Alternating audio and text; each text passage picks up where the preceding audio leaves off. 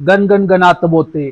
नमस्कार मित्रांनो, तुम्ही जर मुंबईवरून संत गजानन महाराजांच्या दर्शनासाठी शेगावला जाण्याचा विचार करत असाल तर हा एकच व्हिडिओ तुमच्यासाठी पुरेसा आहे. आजच्या व्हिडिओमध्ये आपण मुंबई ते शेगाव रेल्वे प्रवास, सर्व महत्त्वाच्या गाड्यांचे वेळापत्रक, तिकीट दर, भक्त निवासाची सोय, महाप्रसादाची वेळ आणि एकूण खर्चाबद्दल 100% अचूक माहिती पाहणार आहोत. हा व्हिडिओ पाहिल्यानंतर तुमच्या मनातील सर्व प्रश्न मिटतील आणि तुम्ही एकदम आरामात तुमची यात्रा करू शकाल. चला तर मग आजच्या व्हिडिओला सुरुवात करूया. मित्रांनो, मुंबई ते शेगाव हे रेल्वेने अंतर साधारण 531 ते 544 किलोमीटर आहे. मुंबईवरून शेगावसाठी रोज थेट गाड्या उपलब्ध आहेत. आता आपण तुमच्या वेळेनुसार सर्वात महत्त्वाच्या गाड्यांची माहिती बघूया. यामध्ये पहिली गाडी आहे गाडी नंबर 12859 गीतांजली एक्सप्रेस. ही गाडी छत्रपती शिवाजी महाराज टर्मिनस मुंबईवरून रोज सकाळी 6 वाजता सुटते आणि दुपारी 2:30 तुम्हाला शेगावला पोहोचवते.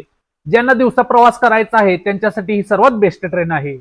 मित्रांनो, पुढची गाडी आहे गाडी नंबर 12139 सेवाग्राम एक्सप्रेस. ही गाडी रोज दुपारी 2:55 मुंबईवरून सुटते आणि शेगावला रात्री 12:01 पोहोचते.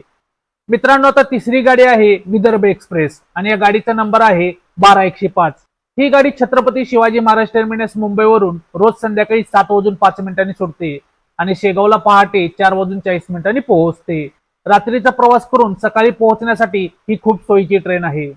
आता पुढची गाडी आहे गाडी number 12809 Chhatrapati Shivaji Maharaj terminus Mumbai Howrah mail express. ही गाडी दररोज रात्री 9:10 मुंबईवरून सुटते आणि सकाळी 5:40 शेगावला पोहोचते.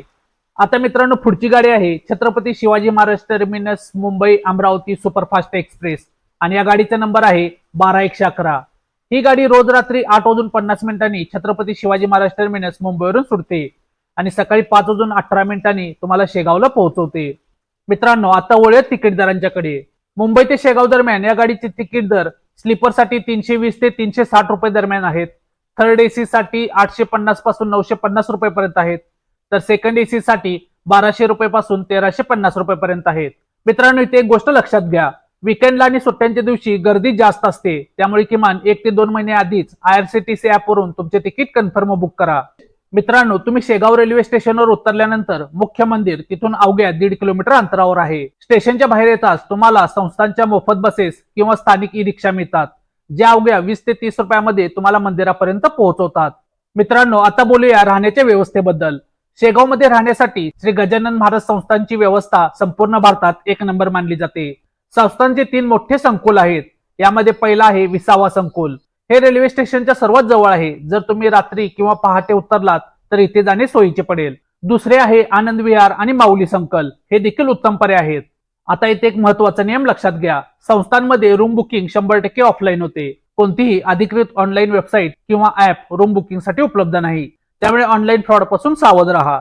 याचे अंदाजे दर साध्या हॉलमध्ये बेडसाठी 70 रुपये, नॉन एसी रूम 450 ते 500 रुपये आणि एसी रूम 900 पासून 1700 रुपये पर्यंत अगदी स्वच्छ आणि वातानुकूलित व्यवस्थेत मिळतात. मित्रांनो, राहण्यासोबतच संस्थांच्या महाप्रसादाची सोय अप्रतिम आहे. मंदिराजवळील महाप्रसाद गृहामध्ये सकाळी 10 ते रात्री 9 या वेळेत अत्यंत नाममात्र दरात शुद्ध आणि सात्विक जेवण म्हणजेच महाप्रसाद दिला जातो, ज्याचा लाभ प्रत्येक भाविकांनी घेतला पाहिजे. मित्रांनो, आता येऊया सर्वात मुख्य भागाकडे, म्हणजेच महाराजांचे दर्शन. मुख्य समाधी मंदिर दर्शनासाठी सकाळी 5 वाजता उघडते आणि रात्री 9:30 ते 10 वाजता बंद होते. दर्शनासाठी 2 प्रकारच्या रांगा असतात, एक मुखदर्शन जी लवकर होते आणि दुसरी चरण दर्शन, ज्याला गर्दीनुसार 2 ते 4 तास लागू शकतात. वृद्ध नागरिक आणि लहान मुलांसाठी संस्थांनी वेगळी आणि सुलभ व्यवस्था केली आहे. दर्शन झाल्यानंतर शेगावमध्ये पाहण्यासारखे सर्वात मोठे आकर्षण म्हणजे आनंद सागर. हे एक विशाल आणि निसर्गरम्य आध्यात्मिक केंद्र आहे, जिथे सुंदर तलाव, कारंजे, मंदिर आणि लहान मुलांसाठी खेळण्याची जागा आहे. मंदिर परिसरापासून आनंद सागर साठी रिक्षा सहज मिळतात. इथे एक गोष्ट लक्षात घ्या, आनंद सागरला भेट देण्यापूर्वी ते सध्या दर्शकांसाठी उघडे आहे की नाही याची माहिती तिथल्या माहिती केंद्रावरून किंवा स्थानिक लोकांशी बोलून नक्की घ्या. चला तर मित्रांनो, आता आपण एका व्यक्तीचा एकूण खर्चाचा हिशोब पाहूया. मित्रांनो, रेल्वेचे तिकीट दोन्ही बाजूचे मिळून आणि स्लीपर क्लाससाठी साधारण 700 ते 750 रुपये खर्च येतो. संस्थांमध्ये राहणे आणि खाणे प्रति व्यक्ती साधारण 300 ते 400 रुपये, स्थानिक प्रवास व इतर खर्च साधारण 200 रुपये. म्हणजे जर तुम्ही नियोजन करून गेलात तर एका व्यक्तीचा मुंबई ते शेगाव प्रवास अवघ्या 1300 ते 1500 रुपयामध्ये अगदी सुखाचा आणि विनासायास होऊ शकतो. तर मित्रांनो, ही होती मुंबई ते शेगाव यात्रेची संपूर्ण आणि 100% खरी माहिती.